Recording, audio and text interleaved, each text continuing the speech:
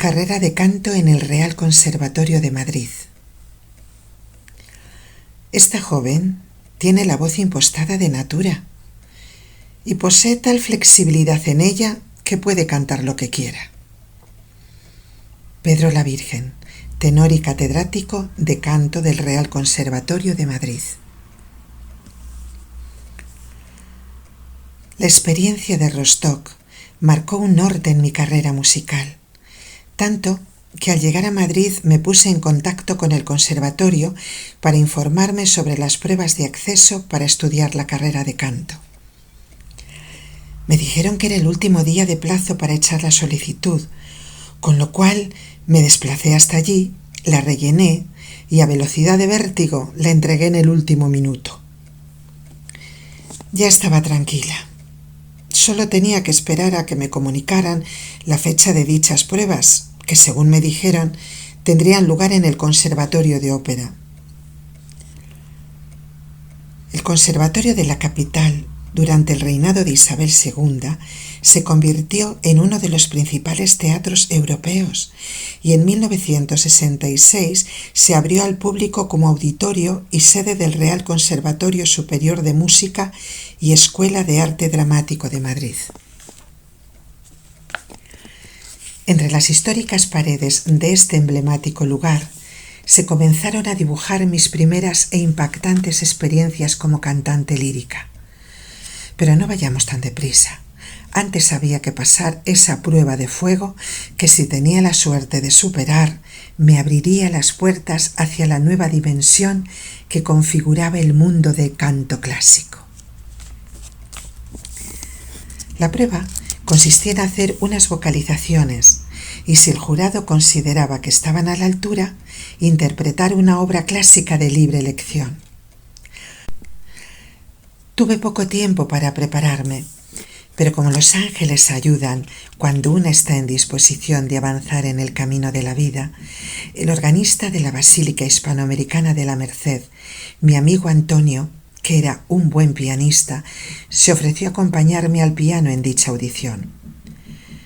Me propuso cantar la famosa aria del Mesías de Händel, How Beautiful Are the Feet, y me facilitó su partitura, de la que él había hecho una versión en castellano. Apréndetelo, me dijo, es de tu tesitura de soprano. Era un desafío para mí, acostumbrada a la música moderna de corte americano o a los espirituales negros, que no exigían la disciplina y técnica del clásico. Por otra parte, no tuve demasiado problema para repentizar la obra, pues años atrás había terminado los 5 cursos de solfeo y 2 de conjunto coral en los conservatorios de Valladolid y Madrid. Gracias a ello me sentía familiarizada con las partituras. Pero claro, no es lo mismo interpretar un gospel, que por otra parte no es nada sencillo, que el Mesías de Händel, compositor del barroco por excelencia. Y más teniendo en cuenta las palabras del propio compositor sobre las apariciones de ángeles que presenció mientras se entregaba a la composición de dicha obra. Creí estar viendo el cielo entero y al mismísimo Dios ante mí. Yo, para empezar, no tenía ni idea de la respiración adecuada ni los mínimos conocimientos para encarar un aria de tal envergadura. Aunque lo cierto es que cuando tuve el primer y único ensayo con el pianista, me sorprendió la facilidad con que mi voz se deslizaba por la pieza barroca y corría en el espacio sin el menor esfuerzo, lo cual me animó y tranquilizó. A posteriori he sabido que mientras Händel escribía el Mesías, vinieron las legiones angelicales y le dotaron de la perfecta inspiración para poder transmitir tanta belleza. Como agradecimiento, nunca cobró por las audiciones en público del Mesías. El tiempo pasó rápido. Cuando me quise dar cuenta, me encontraba en los pasillos del conservatorio entrando por la puerta del gran auditorio, con cierta dificultad, pues parecía que media España quería examinarse para acceder a canto, a juzgar por la cantidad de estudiantes aspirantes que con sus repertoristas esperaban ser escuchados en la audición.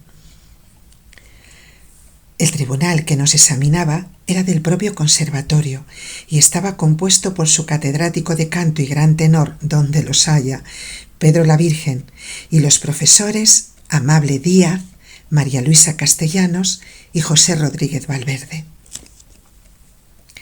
Ellos estaban situados sobre el escenario, al lado de los que se estaban examinando, y como público, todos los cantantes con sus respectivos pianistas, la mayoría con cara de susto. Nos iban llamando por orden alfabético, y por mi apellido no tuve que esperar mucho. Pero al escuchar mi nombre me subieron unos calores a la cara que parecía que la cabeza me iba a estallar. ¡Ay, esa dichosa timidez que siempre fue mi fiel compañera!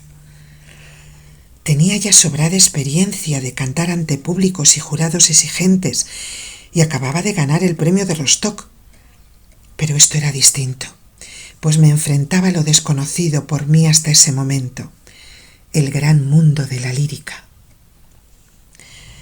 Una vez el pianista tomó asiento en el estrado frente al piano y yo me situé de pie a su lado, el catedrático me indicó que comenzara las vocalizaciones de rigor para comprobar mi tesitura vocal y cualidades canoras.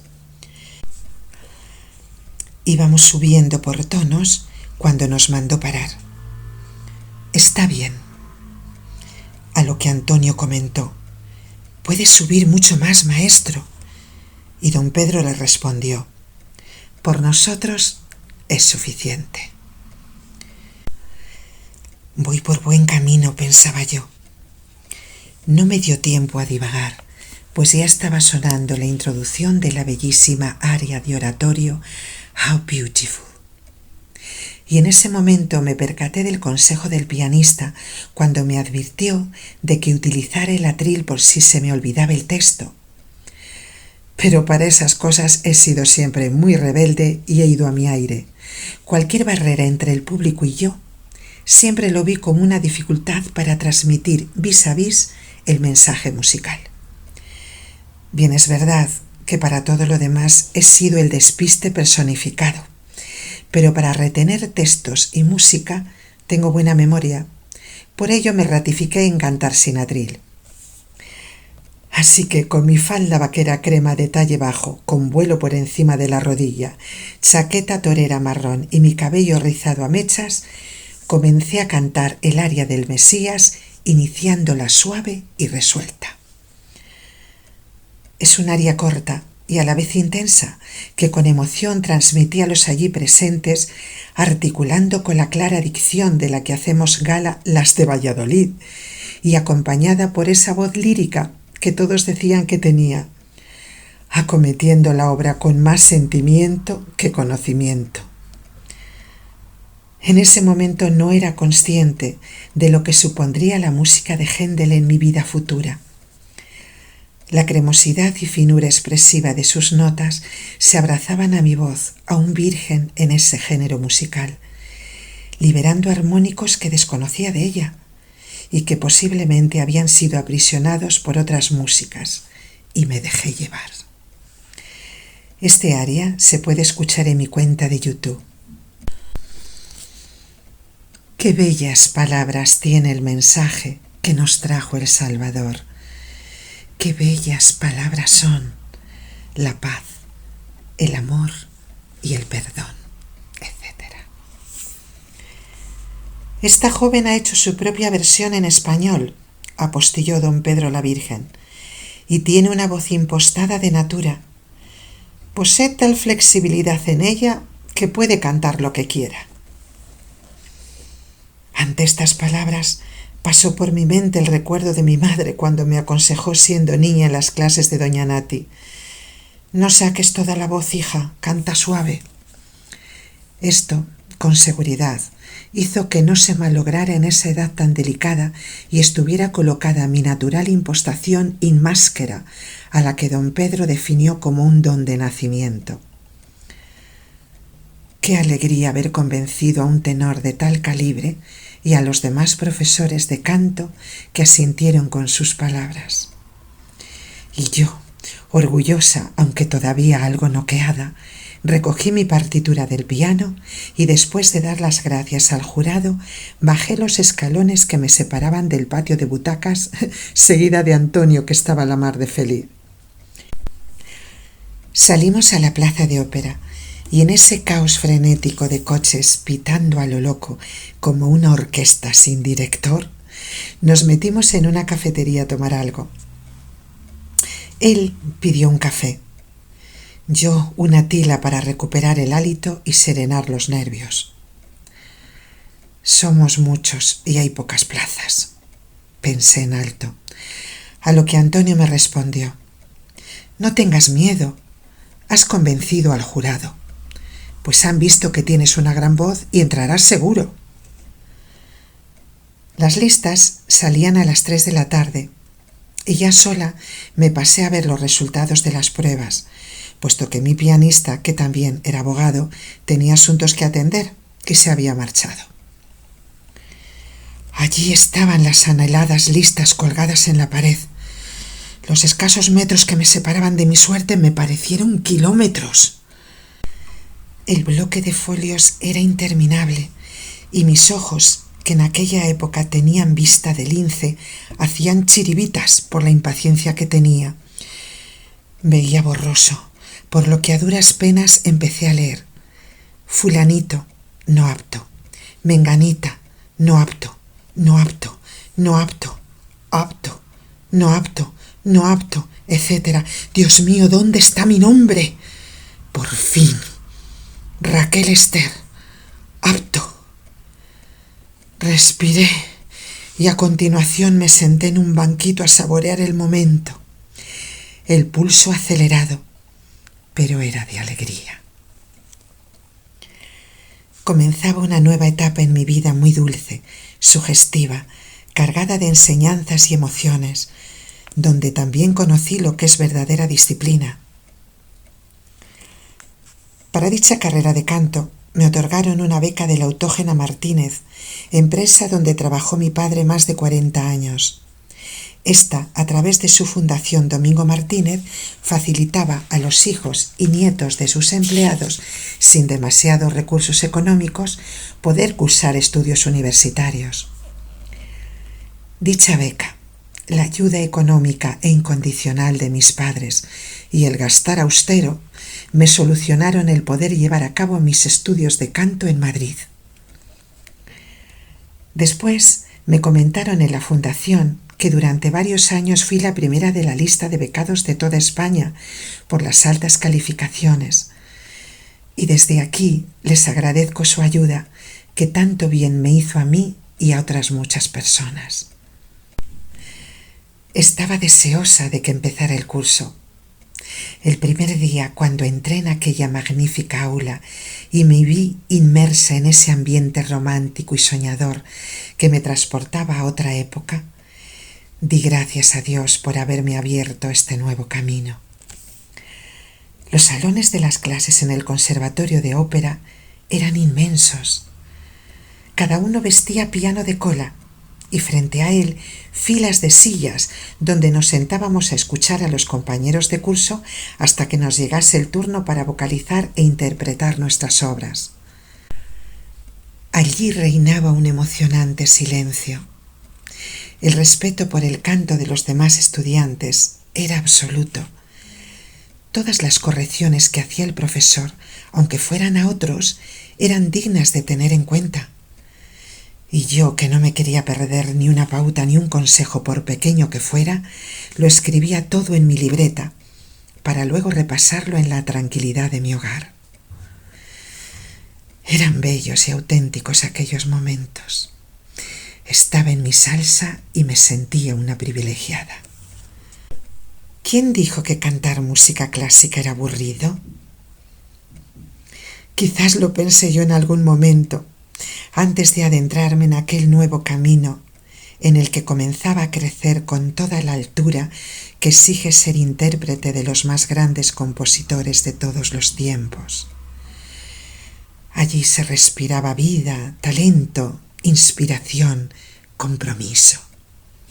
Ese idioma inefable de la música compuesto por los mejores que han pasado a la historia.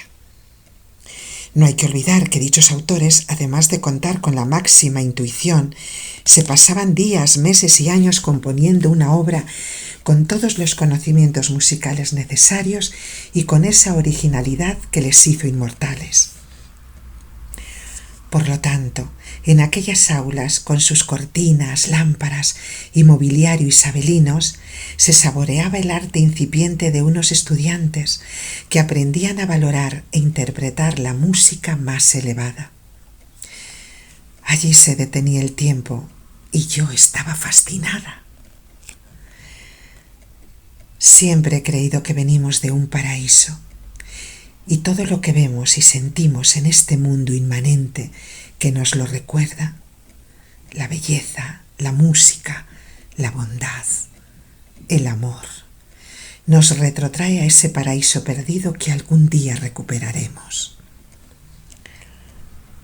Los profesores se centraban mucho en la respiración baja diafragmática abdominal y en base a eso ligar las notas. Es aquí cuando por primera vez fui consciente de la existencia del diafragma como músculo que dosifica el aire para el sostén del sonido vocal. Y con algo en lo que todos los profesores se ponían de acuerdo con respecto a mi voz, que era muy rica en armónicos, es decir, en la producción de sonidos simultáneos que elevan la calidad de la ópera. Volviendo a la técnica, no debemos olvidar que cuando nacemos todo obedece a un orden perfecto. Un bebé puede llorar horas y horas y no se queda fónico. ¿Por qué? Porque su voz está bien ubicada, gracias a que la respiración es la natural, pero con el paso de los años, por nuestra posición bípeda, la fuerza de la gravedad y las tensiones nerviosas, vamos respirando clavicularmente. Como consecuencia, la voz se va agarrando a la garganta y es cuando por desconocimiento se puede sufrir cualquier tipo de lesión en las cuerdas vocales. No soy de dar consejos, pero bajo mi humilde opinión le diría a todo cantante que tenga aptitudes y quiera disfrutar de su órgano canoro o desee desarrollar una carrera musical en serio, que estudie canto con un buen profesor que le ayude a saber respirar e impostar su voz, que como todos sabemos es el instrumento por excelencia, el más fuerte que existe si se le trata debidamente y el más delicado y frágil si no se le respeta. Todos los músicos dedican horas, días y años para aprender y perfeccionar la técnica de su instrumento. Igualmente debemos hacer los cantantes. Transcurridos los 2 primeros años de carrera, nos pasaron al Conservatorio de Arturo Soria. Edificio de corte clásico y con mucha leyenda. No era muy grande, pero pintaba acogedor. Mis clases con Amable Díaz, mi profesora de canto, eran como su nombre indica, amables y llenas de interés. Ha sido y sigue siendo una gran cantante lírica. Ya en aquellos años había grabado discos como solista e intervenido de igual forma en conciertos relevantes y colaborado con la Compañía de la Zarzuela como intérprete principal. Por lo tanto, a pesar de su juventud, tenía sobrada experiencia y con su agradable carácter y cercanía sabía transmitirnos las bases del canto, concediendo una gran importancia, como es natural, a la respiración, y desde allí construir el apoyo necesario para que las cuerdas vocales se pudieran mover libremente en la garganta sin tensión ni esfuerzo alguno. Sin lugar a dudas, una gran maestra. Todos la queríamos.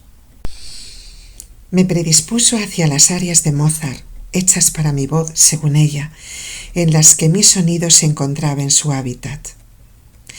Para cantar bien a este compositor se requiere flexibilidad, claridad y un punto brillante en la voz. También me recomendó a Bellini y Puccini, afines a mi timbre. Solía decirme: si te lo propones, serás una gran Mimi, y también Madame Butterfly. Nos aconsejaba que saliéramos a escenas sonrientes para dar confianza al público y a nosotros mismos. A mí me daba muy buen resultado, aunque bien es cierto que me salía de forma espontánea, pues siempre estoy con la sonrisa puesta y no me costaba nada seguir su consejo. Eso, y quedarme unos segundos en silencio concentrada antes de cantar, para mí eran instantes en los que se paraba el tiempo. Además daba seguridad al público que se relajaba y se preparaba para disfrutar del concierto. Mi profesora también hacía un comentario de cara a finales de curso que recuerdo con cariño. Con Raquel estoy tranquila. En los exámenes se crece. Aún escucho en la habitación de mi memoria las voces de mis antiguos compañeros. Chila, con su gran voz de mezzo. María Teresa, con ese espléndido cuerpo sonoro de soprano coloratura. Juanje, con su poderoso timbre de barítono. Mi recordada Carmen, con quien disfruté cantando, entre otros, el fascinante duetino Canzonetta sull'aria de la Condesa y Susana e le noci di Figaro. El candor juvenil de Salomé. Cuántos sueños, inquietudes y alegrías compartimos. Y qué gran elenco de cantantes diste al mundo lírico, amable. A todos os sigo en las redes y me alegro muchísimo de vuestros pasados y actuales éxitos. Siempre os llevaré en el corazón. Tampoco puedo olvidar cuando en una ocasión que yo tenía que cantar una boda de mucho postín y perfeccionar el Ave María de Schubert, mi profesora se sentó al piano y, acompañándose ella misma inmejorablemente, lo interpretó dejándonos a todos con la boca abierta. Amable, permíteme que te siga escuchando embelesada en la hamaca, habanera del maestro Audry. Volvamos a Mozart, que además de irme como anillo al dedo, es único para la higiene vocal del cantante. Detrás de su música la voz no se puede esconder. Está expuesta como en un escaparate y debe sonar a modo de instrumento rozando la perfección. Es como pintar un cuadro en miniatura en el que no se deben exagerar lo más mínimo ninguno de los rasgos. A él hay que volver después de cantar a otros autores como Verdi, al que no solo hay que interpretarle con pasión, hay que hacerlo con el corazón. Y ya sabemos que cuando ese órgano se expone a las emociones más intensas, el cantante tiende a descuidar la técnica. Por ello es obligado retomar al maestro de maestros para limar impurezas y equilibrar la línea de canto. Yo lo hacía siempre. Mi día a día en esa época era austero, casi espartano. Dedicada por entero al estudio, me levantaba por la mañana temprano y después de la higiene personal hacía mis ejercicios de respiración para fortalecer los músculos de tórax y abdomen, seguido de un buen desayuno a base de zumo de naranja y un gran vaso de leche con tostada y mermelada. Después de arreglarme un poquito, pues me agradaba verme favorecida a la hora de cantar, me iba en metro al conservatorio. Al menor hueco de asiento, desplegaba mi partitura y me ponía a repasar. Allí pasaba toda la mañana en las distintas clases. Volví a casa y después de comer y descansar un rato viendo la tele o echando una pequeña siesta, seguía estudiando. Una mañana que estaba resfriada, decidí no ir a clase, pues me encontraba cansada y también por no contagiar a mis compañeros. Los cantantes sabemos lo perjudicial que puede ser para la voz el más ligero resfriado. Estaba oyendo la radio cuando dieron la noticia del atentado del que había sido víctima el presidente del gobierno en aquella época, don José María Aznar. Según dijeron, era justo la hora y el lugar por el que yo hubiera pasado en aquellos momentos, a la salida del metro de Arturo Soria. Di gracias a Dios por ese constipado que me había evitado un gran susto o algo peor, y sobre todo porque no hubiera habido daños personales. Solía llevarme un mini grabador que colocaba encima del piano de clase cuando hacía las vocalizaciones y repasaba las partituras con mi maestra.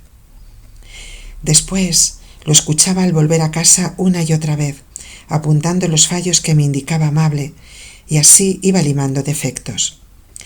Le llamaba mi amigo fiel, pues no me pasaba ni una. Por las tardes solía pasear. Luego me sentaba en alguna terraza de Conde Peñalver. Allí, a modo de mantel, desplegaba las partituras para darles un repaso. Me gustaba oír de fondo el murmullo del gentío que me hacía sentir acompañada. Quizás porque el subconsciente, cuando escucha sonidos familiares, mantiene serena la alerta, por lo que el consciente se siente seguro y puede concentrarse mejor. Siempre que busco entre mis recuerdos de esos años, me veo con obras debajo del brazo y mi lápiz para señalar respiraciones y demás anotaciones. Los días que no tenía clase, que eran pocos, dedicaba 5 horas al estudio. Una a la respiración, otra a la vocalización y las otras restantes para aprender obras nuevas y repasar las que ya tenía montadas. Mi lema era ensayar mucho con los 5 sentidos y luego en escena olvidarme, dejándome llevar por el sentimiento de ese momento único e íntimo, de comunicación de emociones entre el público y yo.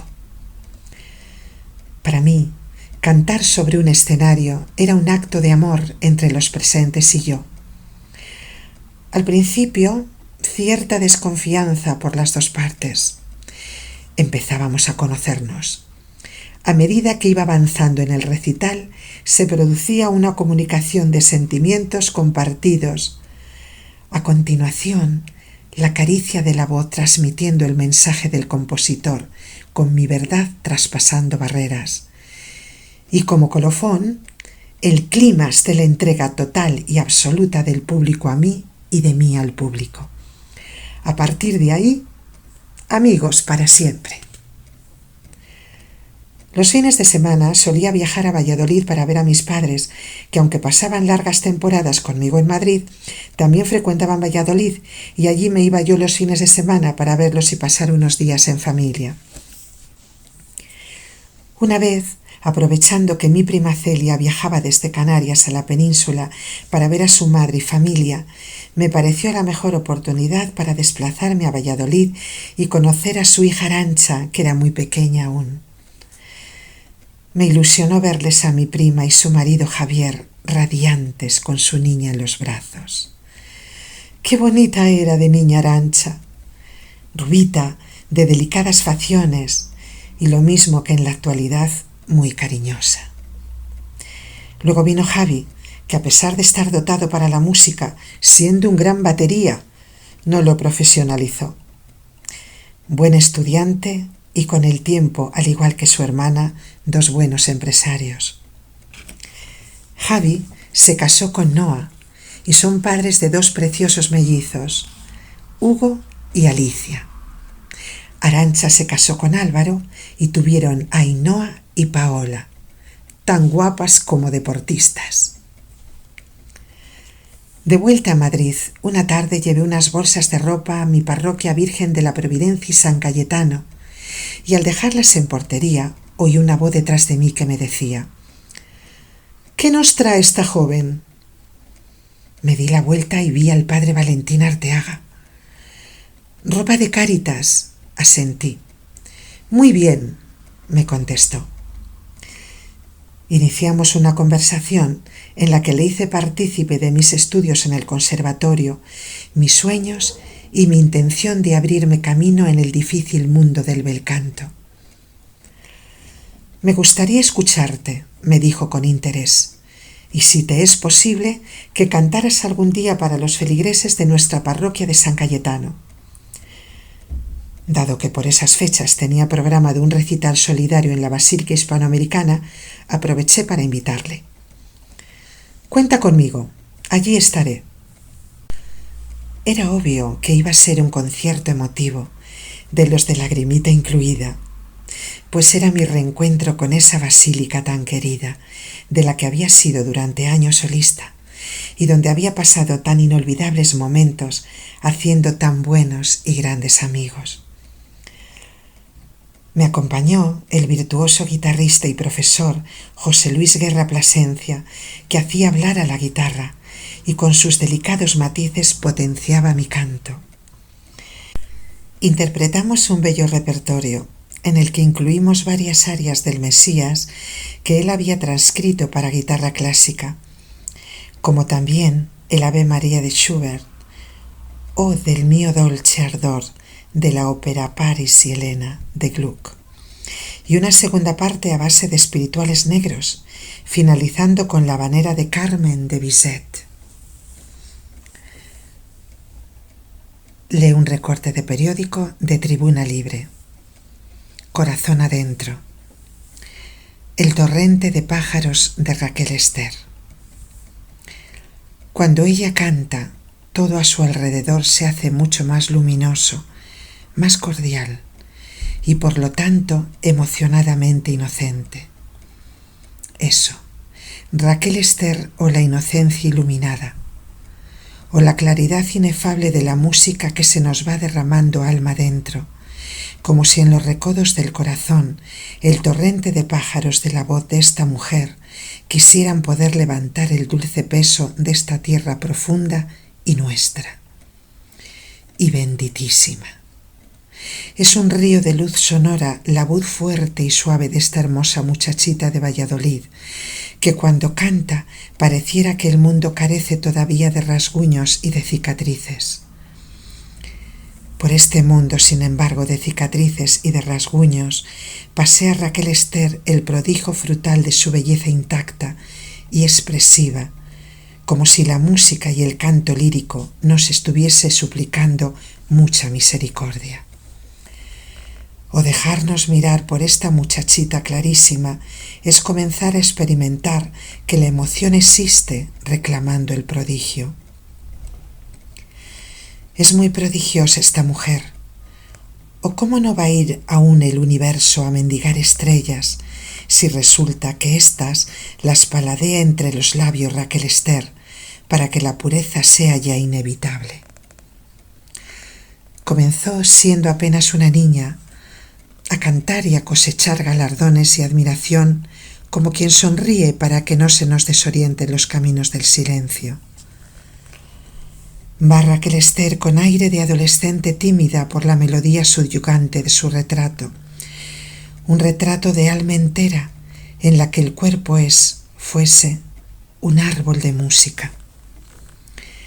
Esta soprano tímidamente bella, bellamente tímida, en cuanto se dispone a cantar, se transforma y transforma en un abrir y cerrar de ojos o en las cuerdas de la guitarra de José Luis, su compañero de recitales y de conciertos. Comienza a vibrar inmediatamente el universo. Puesto que la voz de la cantante y la sonoridad mágica de la guitarra se han dicho sí la una a la otra para que la inocencia no decaiga. Llegará donde se lo proponga esta mujer, pues conoce a la perfección el arte de saber desmadejar el misterio del silencio. Se precisa un silencio fervorosamente emocionado a la hora de escuchar a Raquel Ester su música negra, una música más que capaz para conseguir multiplicar los diferentes registros de una voz inusualmente trascendida. Cuando Raquel Ester ofrece un recital de espirituales negros, que es lo suyo, en la sala del concierto, en el altar mayor de una basílica, en la distancia luminosa y ferviente del escenario de un teatro, queda de pronto inexpresablemente conjurado el silencio. No es un silencio cualquiera el silencio que conjura la voz de seda, la voz de aguas torrenciales, la voz de aire transparente de Raquel Ester. Es un silencio habitado de sol y de bosques traslúcidos. Como si alrededor de su hermosura de porcelana frágil, de mujer blanca que se adueña del arrebato contenido del auditorio, se fuesen disponiendo rituales y melancólicos todos los cantantes de música negra a verificar qué pueden haberle ocurrido a los milagros. Canta Raquel Esther porque sabe muy bien que de no hacerlo iría su existencia muy resquebrajada, o la vocación es una imperiosa necesidad suya para que Händel, Verdi, Gluck, Schubert, Tárrega o Poulenc tengan quien los interprete con exquisita fidelidad. Le viene pequeña la exageración de la metáfora a esta mujer, que cuando nos contempla desde la emocionante vecindad de su belleza, precisamos inmediatamente de arrebujarnos en la especie, pues al pronto sentimos que es muy hermoso todavía disfrutar del privilegio del silencio. Ella posee a manos llenas el vuelo de las palomas y el perfil de los torrentes. Se lo advirtieron prontísimo en el Real Conservatorio de Música de Madrid sus maestros Agustina Manuel Pallavicini y José Rodríguez Valverde. Luego, al participar en stages internacionales con figuras como Montserrat Caballé, Alfredo Kraus e Irina Sirojic, no podía ya caber duda de que Raquel Esther es una voz insuperablemente digna de atención. Es obligado sujetar el marco de su retrato para que el alma y el cuerpo enteros de la voz esplendorosa de esta mujer canten y encanten, como tienen que encantar y cantar, a ver si este mundo nuestro es un poco más habitable y trascendente, cuando ella comienza a escuchar la otra música de los aplausos. Cuando retoma después cada cual a sus asuntos, advierte que los pájaros le persiguen. Raquel Esther, o un río de aves sonoras que nos convencen que aún el ser humano viene de muy lejos y no marcha a la deriva de su desesperanza. Valentina Arteaga.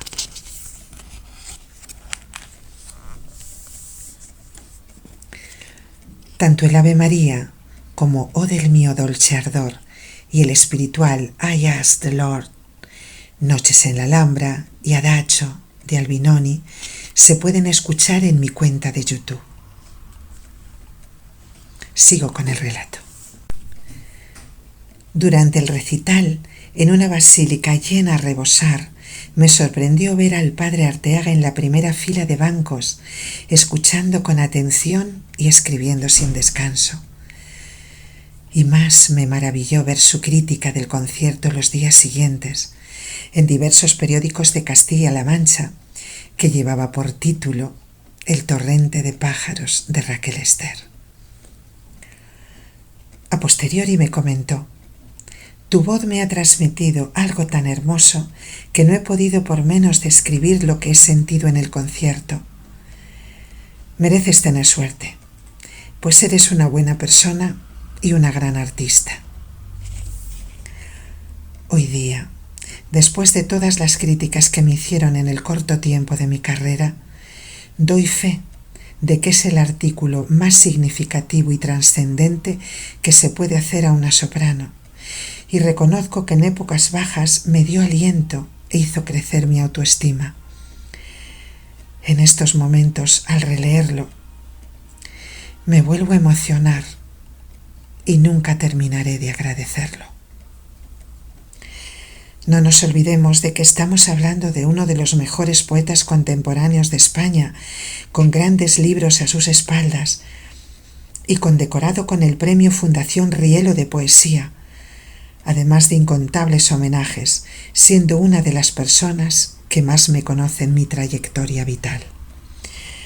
Así que, como le había prometido, hice mi aparición con música espiritual en mi querida parroquia de la Virgen de la Providencia y San Cayetano de Madrid, que tuvo mucho éxito. También di un recital en el auditorio de Tomelloso, acompañada por José Luis, para la presentación del libro de Valentina Arteaga, La niebla transitada, con temas para los que el guitarrista y yo habíamos compuesto la música, tomando como textos los versos de su anterior libro, Y aún no había raíces. Entre ellos destaco Furia Pedernal, que podéis escuchar en mi cuenta de YouTube. Allí conocí a grandes personalidades, entre ellos el prestigioso pintor Antonio Fuertes, que había ilustrado las páginas del libro de Valentín. Junto con su encantadora esposa Juli, me regalaron su presencia en todas las actuaciones que tuve a posteriori. Y siempre tenían el delicado detalle de llevarme una cajita de bombones para, como solían decir, endulzar el éxito. Desde aquí rindo mi más sincero homenaje a este espléndido pintor, reconocido mundialmente por su aportación a la belleza y a las artes, por su categoría humana y por la bonita amistad que siempre me ha unido a él y a su familia. Nunca hubiese imaginado que un simple acto de caridad me hubiese reportado tantas y tan agradables sorpresas artísticas y personales, como la de conocer a insignes periodistas de la talla del gran escritor Ángelas Navas Pagán, que me presentó el padre Valentín.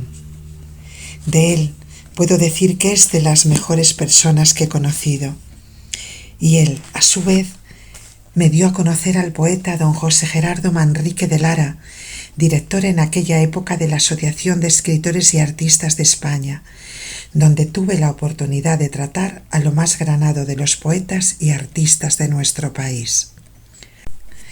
Y no solo eso, sino también ser la musa de dicha asociación que me valoró desde el primer momento como soprano y artista. En aquellos momentos también conocí a mis dos fotógrafos favoritos, Vicente Santamaría, que más que fotografías hacía arte, además de ser una gran persona que me cuidaba como un tesoro. Mi querida Inma Cerrato decía que era dificilísimo cogerme en buenas poses, pues mis movimientos de brazos y gestos eran tan rápidos que le era casi imposible captar la mejor imagen. A pesar de ello, tengo unas magníficas fotos suyas, al igual que de Vicente. De los dos veréis muy buenas instantáneas en las ilustraciones. Me acompañaron en todas mis actuaciones en público, además de ser dos de mis mejores amigos. También recuerdo con enorme cariño al gran médico y escritor Jesús Sevilla Lozano, que tanto nos ayudó en los días decisivos de las intervenciones quirúrgicas de mis padres. En cierto momento, prácticamente nos salvó la vida. Mil gracias, Jesús y Paquita, por vuestro calor y apoyo incondicional. Formáis una preciosa familia que recuerdo con profunda gratitud y cariño. Rememoro con emoción mi presentación en el Ateneo de Madrid, con toda la flor y nata de la cultura que allí se convocó para escucharme. Y en mi interior oigo con gratitud los sonoros aplausos que desde la primera fila me brindó don José Prat, director del Ateneo. Un hombre bastante mayor, pero de una lucidez y sensibilidad extraordinarias, que había hecho mucha historia y a la vez era de una sencillez aplastante. Me llamaba Estercita la Divina, pues decía que mi canto venía de arriba. Por esta época conocí al padre Luis María Salazar, carmelita del monasterio de la Virgen del Henar. Un día me llamó para que diera un concierto en dicho monasterio, y allí que me fui, pues tenía muchos deseos de volver a visitar ese milagroso lugar donde mis padres me llevaron tantas veces de pequeña. Hay una anécdota que no se me olvidará. Tenían un canario en las cristaleras del salón donde se daba el concierto que estaba muy calladito, pero al comenzar yo a cantar, identificó sus gorgoritos que partían de su siringe de pájaro con los sonidos que emitían mis cuerdas vocales. Y entramos en una rivalidad total, hasta tal punto que tuvieron que llevarle a las dependencias de arriba del monasterio para yo poder seguir adelante con el recital. Era un día muy frío de invierno y pudo acudir poquita gente de Cuéllar y de los alrededores, así que me convocaron de nuevo para cantar en el castillo, cosa que me motivó muchísimo, pues los patios de armas de las fortalezas tienen una sonoridad perfecta y el castillo de Cuéllar es uno de mis favoritos. En este caso, además de las armónicas cuerdas de José Luis, me acompañó la coral cuellarana en dos de los temas, Sembrador y Josephine the Battle of Jericho. Sus voces sonaron tan timbradas y afinadas que mi voz se creció y lo di todo.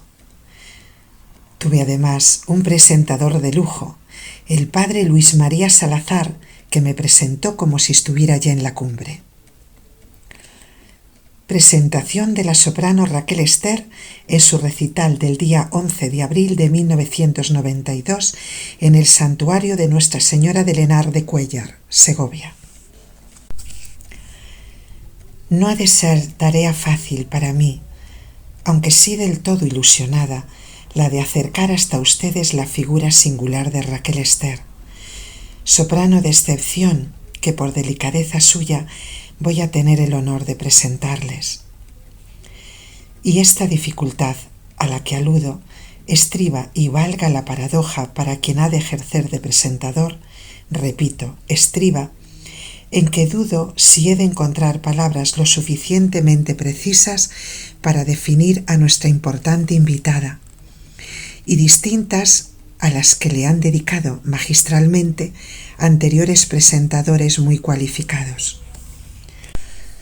Puede decirse que plumas muy cotizadas han agotado hasta lo exhaustivo el caudal literario y para mí, pobre de mí, ya no me quedan palabras. La fuente de la belleza expresiva y del ingenio se ha quedado seca y me ofrece tan solo un goteo de imaginación para esta tarea que tan aventuradamente se me ha encomendado. Recordaré como botón de muestra 2 o 3 frases, todas afortunadas, con las que se ha dibujado tan bellamente la imagen de Raquel Ester. Es la inocencia iluminada o la claridad inefable de la música que se nos va derramando alma dentro. Su voz es un torrente de pájaros que quisieran poder levantar el dulce peso de esta tierra profunda y nuestra. No es un silencio cualquiera el silencio que conjura la voz de seda, la voz de aguas torrenciales, la voz transparente de Raquel Ester. Es un silencio habitado de sol y de bosques traslúcidos, una voz insuperablemente digna de atención. Yo he de confesarles que después de escuchar a Raquel Ester en ese silencio habitado de sol que nos ha descrito el poeta, las palabras, pese a su contenido rico de la más exquisita intencionalidad, queden cortas. Me temo que insuficientes para llegar a descubrir la esencia de la música, porque música es ella misma. Esto es, habría que definir música con música. Solo un lenguaje distinto de armonías y de ritmos sería capaz de acercarnos en la abstracción más pura a ese fenómeno del espíritu que es Raquel Ester. Si analizamos los orígenes de la música ante la carencia de testimonios concretos, hemos de presuponer que la expresión musical más remota haya nacido ante todo como canto, es decir, como el descubrimiento musical de la voz humana. Ella es anterior a todos los instrumentos musicales que el hombre ha creado, que si bien se han ido transformando o perfeccionando a través del tiempo, la voz humana como instrumento que es por excelencia el más perfecto y a la vez el más simple de todos, se nos muestra hoy con la misma autenticidad con que la escucharon nuestros primeros padres. Esta sensación nos produce respeto y admiración por la voz, dulce y fuerte, y a la vez sugerente de Raquel Ester. Ella nos va a transmitir su entrañable mensaje, utilizando el mismo medio de expresión, la voz, que emplearon los cantores bíblicos entonando en el templo los salmos de David y el cantar de los cantares de Salomón. Centrándonos en la biografía de Raquel Ester, hay que señalar que desde una temprana edad inicia su formación musical en Valladolid, su ciudad natal, bajo la dirección de Pilar Pinilla, continuando después sus estudios en el Real Conservatorio Superior de Música de Madrid, siendo sus profesores de piano y canto Agustina Manuel Pallavicini, Amable Díaz y Pedro la Virgen. Pero sus estudios no acaban ahí. Ella no cesa de enriquecerse en una continua búsqueda de perfecciones y sensibilidades, tanto en la música, de la que podíamos decir es su propia voz, como en otras manifestaciones del arte, de la poesía e incluso de las ciencias, especialmente de la psicología. No obstante su cuidada preparación, Raquel Ester no se sitúa en un plano exclusivo de erudición para deleite de minorías. No, su modo de cantar y de transmitir llega a todos, porque a todos interesa y a todos sensibiliza. Y quizás sea porque en ella se dan las cualidades propias de los genios, que no son otras que las de alcanzar la aceptación universal.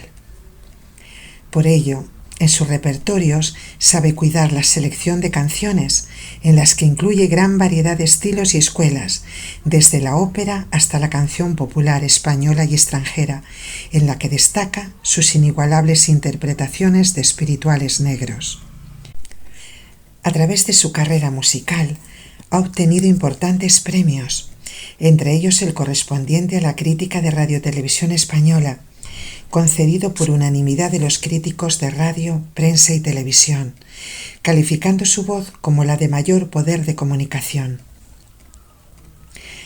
En 1984 gana el premio a la mejor interpretación en el 8º Festival de Interpretación en la ciudad de Rostock, en la hasta hace poco República Democrática Alemana, llevándola dicho premio a posteriores actuaciones por diversas televisiones europeas.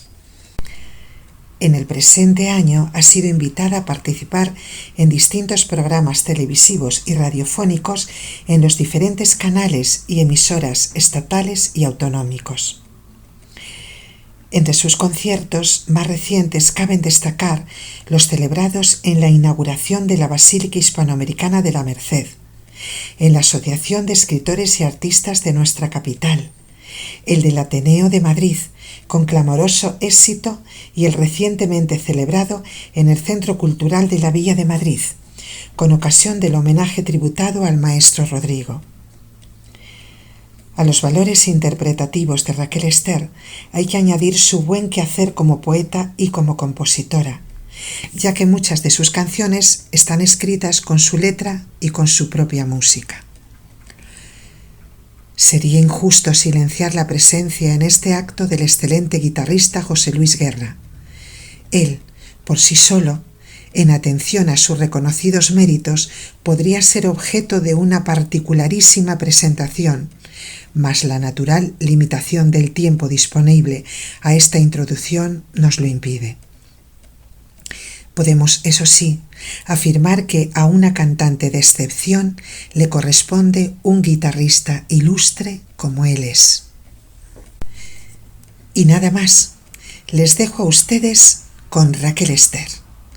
Que ella, solamente ella, se describa a sí misma con plenitud, a través de su interpretación que deseo capten, receptivos, utilizando los oídos del alma para crear en lo más íntimo de su ser ese estado, apenas alcanzable, de espiritualidad y de sosiego.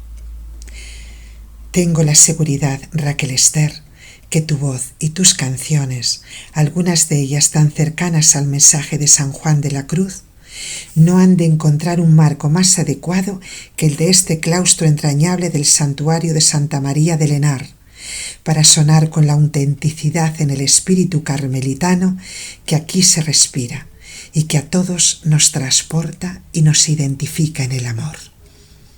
Padre Luis María Salazar.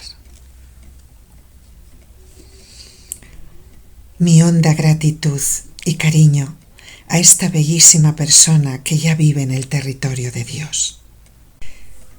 En dicho patio de armas del histórico castillo de Cuéllar, llamado también Castillo de los Duques de Alburquerque, de estilos mudéjar, gótico y renacentista, disfruté de la presencia de casi 1000 personas que me mostraron su admiración, a juzgar por la fortísima ovación que me brindaron. Me vine con la sensación de que había sido la princesa cantante de un cuento de hadas. Gracias, Cuéllar, y gracias a tus gentes. Trabajé duro para conseguir mi sueño, pero a pesar de que cuando estás avanzando en tu carrera vives con un sentido de inmediatez que no te permite ver más allá y no tienes tiempo para nada que no sea el canto, yo estaba muy integrada con mi familia y aunque a distancia vivía sus aconteceres directamente o a través de mi madre que me tenía al día. Una de las noches me llamó por teléfono y me dijo muy entusiasmada: ¿A qué no sabes a quién he conocido hoy? No, mamá, a la novia de Roberto. Para nosotros, Robertín. Se llama Elena. Tiene mucho estilo y es guapísima. Además de cariñosa y, por lo que me han dicho, una estudiante de primera. Me ha caído muy bien. Además, se les ve muy enamorados. Estoy deseando que la conozcas. ¿Y sabes una cosa, hija? Estoy muy contenta de que mi sobrino Robert, un chico tan bueno e inteligente que va para abogado, hoy día uno de los mejores, haya acertado. Con lo que me acabas de decir, yo también deseo conocerla, mamá. Luego supe que se habían conocido en Noja. Elena estaba con su prima Eva y mi primo Robert con Germán, Armando y Alberto. Les fueron a pedir fuego en la playa porque Eva fumaba y ahí empezó todo.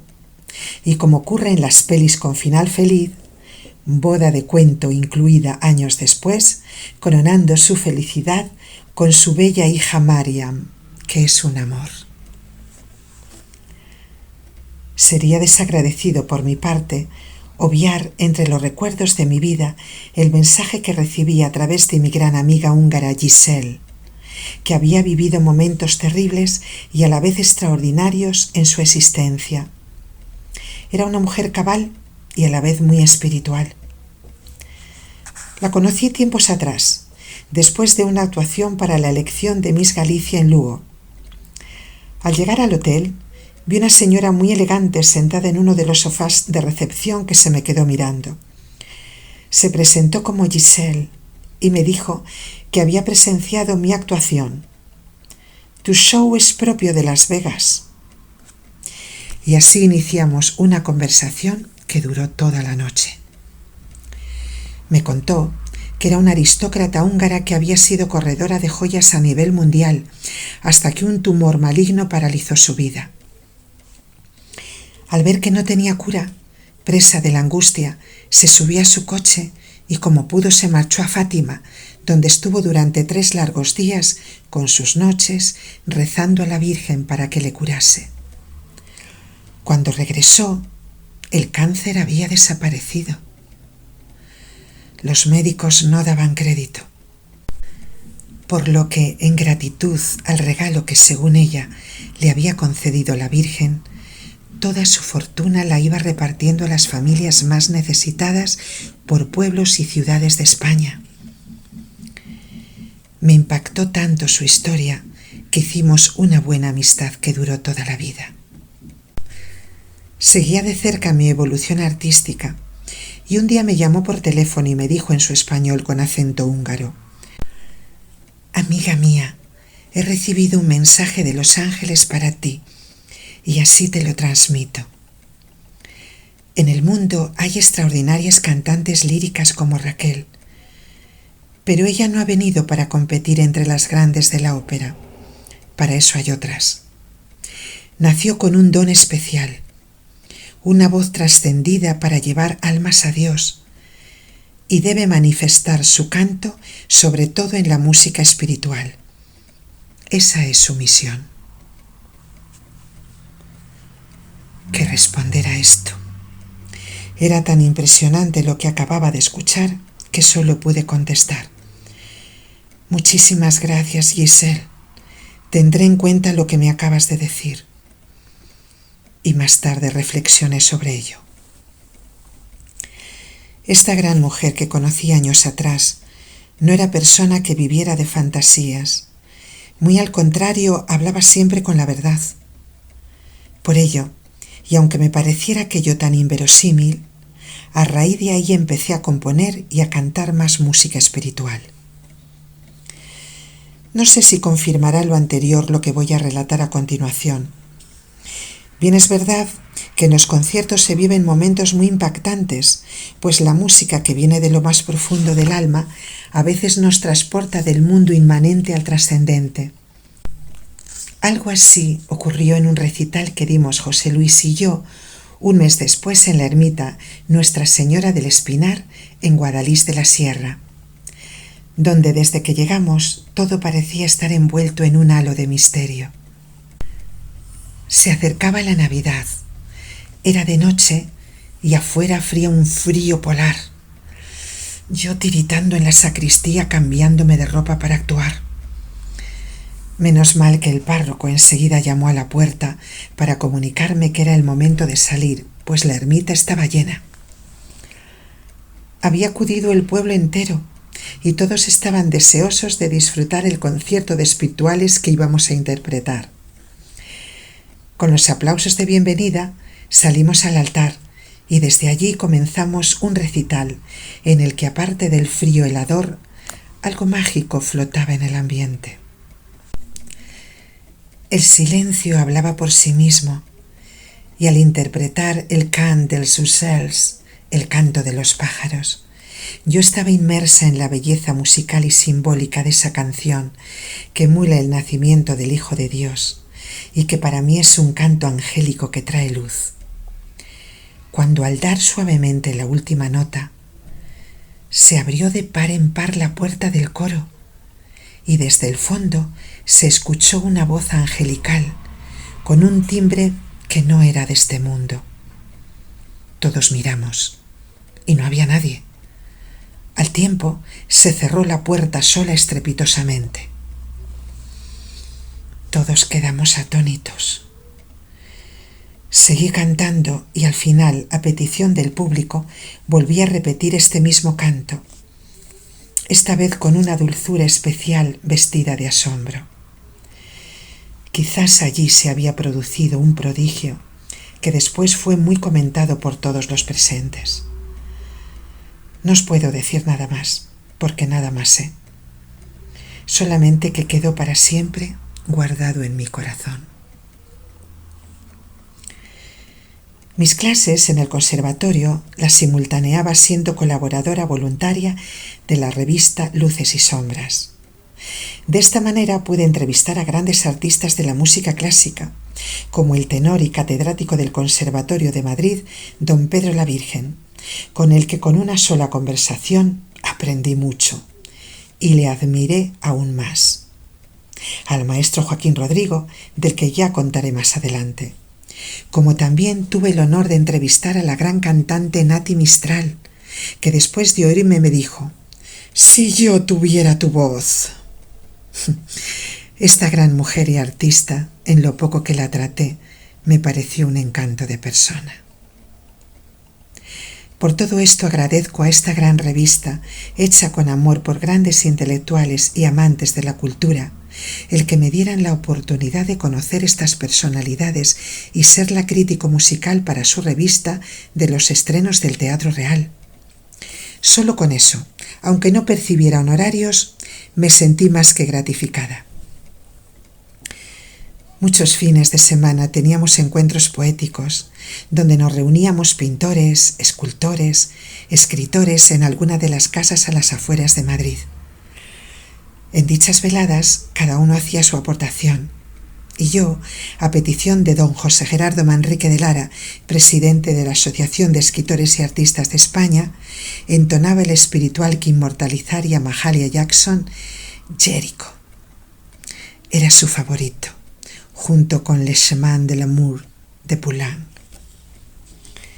En una ocasión, organizado por dicha asociación, se celebró en el Real Monasterio de Nuestra Señora de Calabazanos, Palencia, un cálido homenaje al gran poeta y escritor del Renacimiento español Gómez Manrique, que consistió en una velada poética, descubrimiento de una placa conmemorativa y erección de un monumento representativo del insigne trovador y autor de teatro por el gran escultor Antonio Capa. En la misa solemne interpreté varias cantigas de Alfonso X el Sabio. En el salón de actos de escritores y artistas, que parecía una bombonera, me presentaron a la gran poeta y compositora Fina de Calderón, a la que a petición de la asociación di primer homenaje musical. Y nada más escucharme me invitó a sus miércoles de la poesía en el Centro Cultural de la Villa de Madrid. Y también me ofrecieron dar otro homenaje a los escritores y artistas españoles, en el que el director de la asociación, don José Gerardo Manrique de Lara, me hizo esta presentación. La juventud, el tesón y la fuerza de voluntad, la vocación definitiva de una joven y bella mujer que encuentra en la música y en el canto las formas de expresión más absolutas para poder expresar su profunda espiritualidad, son facultades que llevan a Raquel Ester, una soprano de voz flexible y rica de matices, a realizar una constante labor de perfección y de búsqueda con los resultados que muchos de vosotros habéis tenido la suerte de conocer por sus anteriores actuaciones en este mismo lugar. Esa espiritualidad que yo con toda justicia le atribuyo se infiere de su propio repertorio, que es selectivo, pero al mismo tiempo vario y rico, y que va de lo clásico a lo moderno. Raquel está dispuesta siempre a sorprendernos con la gracia de su expresión rítmica, segura en el gesto y eficiente en la gracia interpretativa del momento escénico que tanto poder de sugestión ejerce sobre quien escucha. Raquel Ester nos va a cantar hoy 7 nuevas canciones de difícil ejecución que ha tenido que preparar en muy escaso tiempo. Os hablaré primero de aquellas canciones compuestas musicalmente por Raquel con la colaboración de José Luis Guerra Plasencia, como son Furia Pedernal, con letra de Valentín Arteaga, el gran poeta manchego, la titulada A mi madre, con letra de Las Navas Pagán, Sueño Eterno, del Capricho Árabe de Tárrega, homenaje a María Ángeles de Armas, con letra de Raquel Ester, Al atardecer de la vida, texto de San Juan de la Cruz, disco póstumo de Cesario Gavarain, encargado por su autor a Raquel Ester poco antes de morir.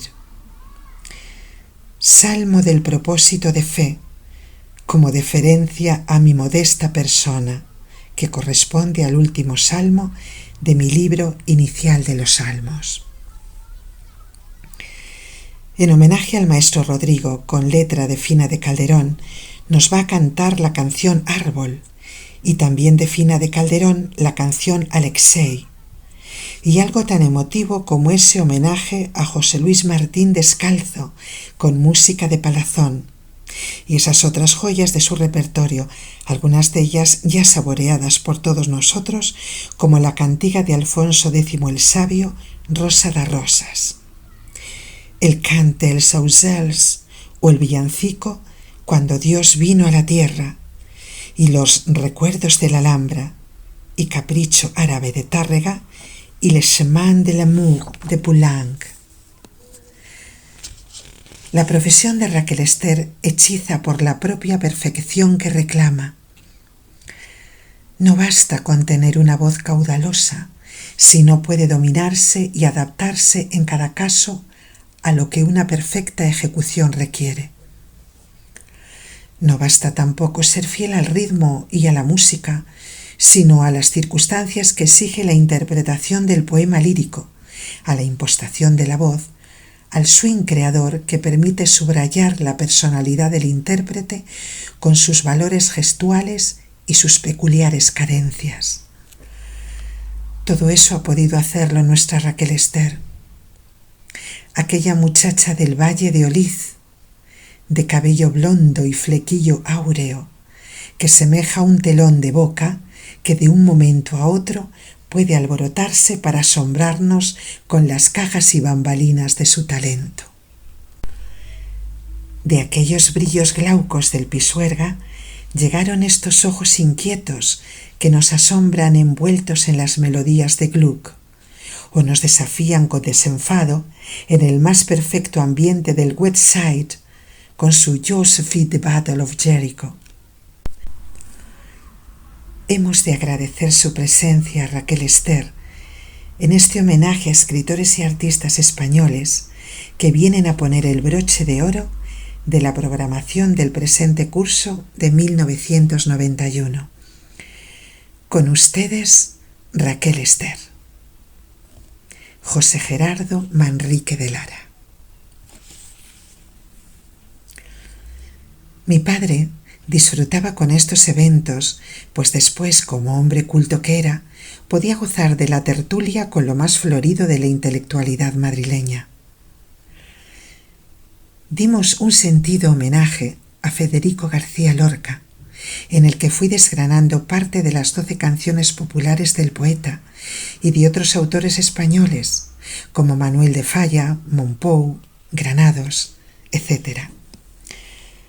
Cuántos bravos me dedicó el público allí congregado, entre ellos mi buen amigo Full, que aunque no se dedicaba a ello, era un gran aficionado a la buena música y al bel canto, y como buen canario cantaba bien, siendo admirador de las grandes voces, como su ídolo Alfredo Kraus, aplaudiendo a tope y al igual que mi querida amiga Giselle, apoyándome siempre. Estas intervenciones musicales no me reportaban ningún beneficio económico, pero me ayudaban a darme a conocer y a ponerme en contacto con grandes personalidades de la cultura y de la música, como el gran dramaturgo don Antonio Buero Vallejo, que después de felicitarme por mi actuación, me dijo que mi canto le había emocionado y elevado espiritualmente. Me pidió que le avisara en nuevas apariciones. Fina de Calderón me solía decir: a pesar de tu juventud, eres una gran dama del escenario. Cuando sales, impones respeto.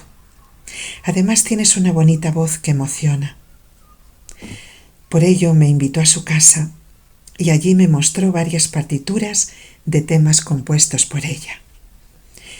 No olvidemos que fue una gran violinista y música y que sus canciones fueron interpretadas por Maurice Chevalier y Edith Piaf, entre otros. Elegí su nana para Cayetano porque me cautivó la dulzura de su música y texto. También Alexei, por su preciosa melodía cargada de sentimiento.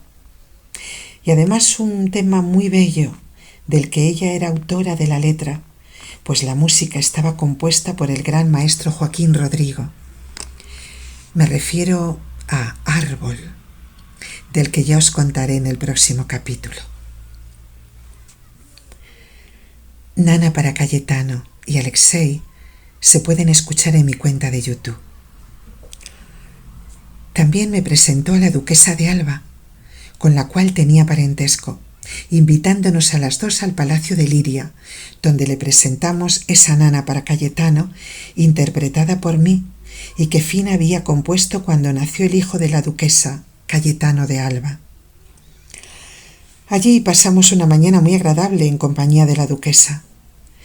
Del palacio me impactaron sus salones, llenos de historia, y los cuadros de grandes maestros que pendían de sus paredes, y de doña Cayetana, su amabilidad y esmerada educación, comprobando de primera mano su interés por mi canto y esa gran sensibilidad que tenía por la música y el talento de los jóvenes artistas.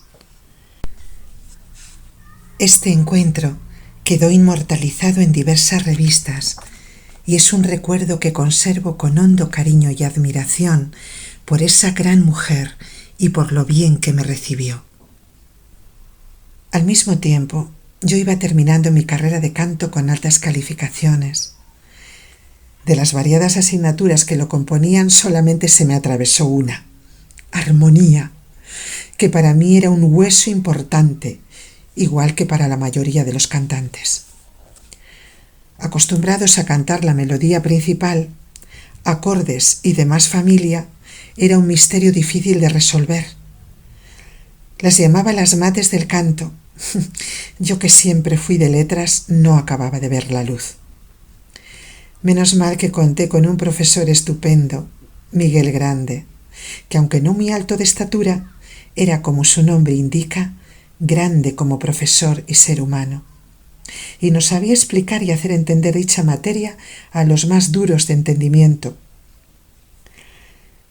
No se me olvidará jamás el examen final del segundo curso, en el que cada alumno se retiraba a un habitáculo pequeñito con su piano, una ventana y el espacio justo para moverte de un lado a otro.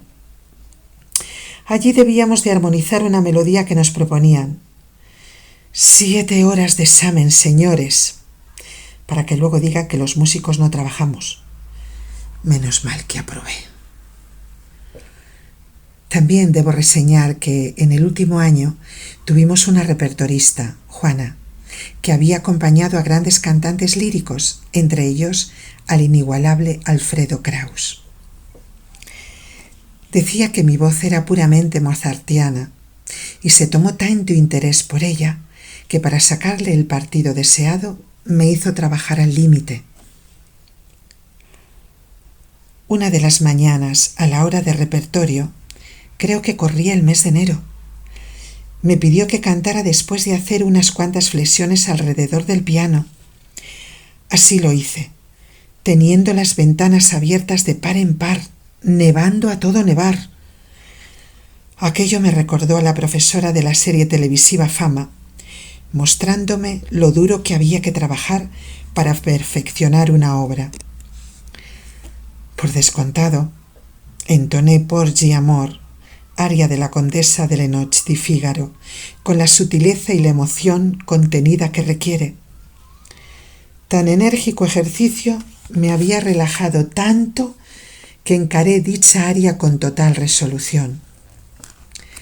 Decía que yo era un animal escénico y que mi voz merecía toda la atención y esfuerzo necesarios.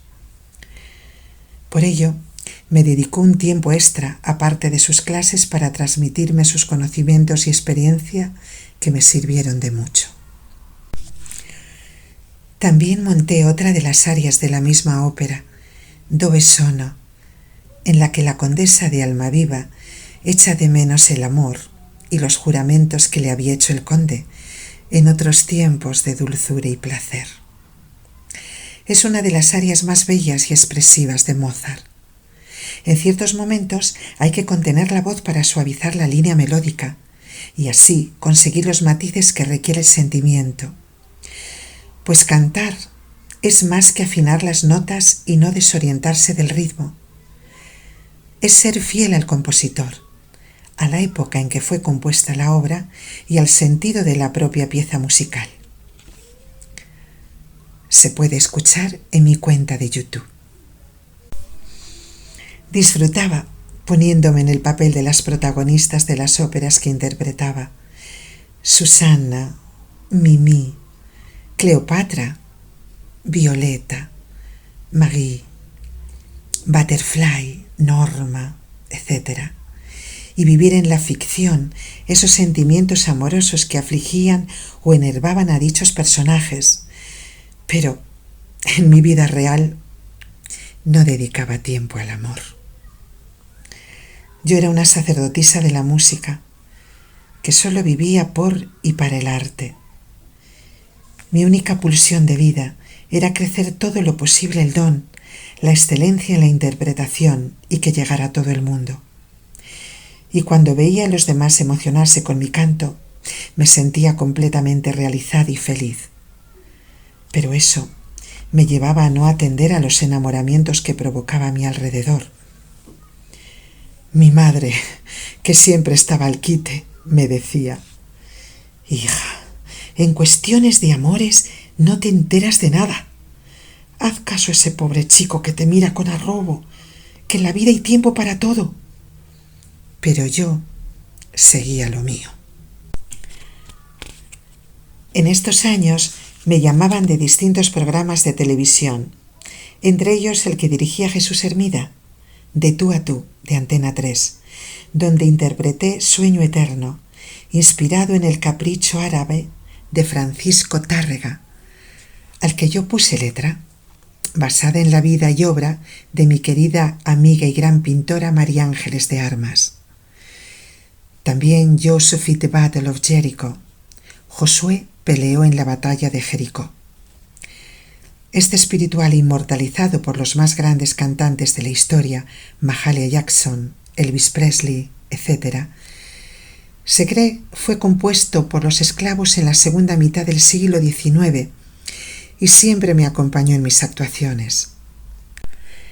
Del mismo modo, lo interpreté en el programa Pasa la vida de Teresa Campos. Esta gran periodista que se nos ha ido recientemente me vaticinó un gran futuro como soprano. Estos vídeos los podéis ver en mi cuenta de YouTube. Más tarde me empeñé en grabar un disco, a mi gusto, en el que yo elegí las canciones y que lleva por título Niebla. En él plasmé en colaboración con José Luis Guerra toda la inspiración de que soy capaz en la composición del tema que da título al álbum y de las músicas que creamos para letras de grandes poetas españoles. Esta sugestiva canción, que envuelve desde la primera estrofa, reúne en sí misma diferentes estilos, melódico, rock, clásico. La compuse una tarde de espesa niebla en Valladolid. En ella rememoro esa bruma o sombras que aparecen en nuestras vidas y nos ocultan la luz. Autorretrato. Inspiración. En este óleo, que pinté aproximadamente en 1991, traté de plasmar el significado que tiene para mí la música. Lo titulé Inspiración, por lo que evoca. Mi rostro lo tracé mirando una foto que tengo de mi presentación en el Ateneo de Madrid. Es ilustrativa, pues era la expresión que adoptaba antes de cantar para concentrarme. Los hombros desnudos los pinté mirándome al espejo. El agua representa la pureza en su más alto grado, que junto a la belleza que la música nos transmite, sana y purifica. Las columnas griegas, lo clásico. La naturaleza con los árboles y montañas nevadas de fondo, lo esencial para la vida del ser humano. Y la rosa roja, la pasión. Óleo pintado por mí, violín en reposo. Durante cierto tiempo tuve un sueño recurrente. Yo corría sola en la oscuridad de la noche hacia una casa encendida, de donde provenía una música melodiosa. Mi sensación era que cuando llegase allí estaría a salvo. Como respuesta a este sueño representé al óleo, con el caballete de mi padre, que también era aficionado a la pintura, este violín en reposo, iluminado por la luz del hogar, una morada encendida que siempre nos acoge. Por otra parte, es el otro rostro de la música, el silencio, que desde su absoluta belleza, aun en medio de la aceleración del mundo que vivimos, nos hace disfrutar de momentos de paz.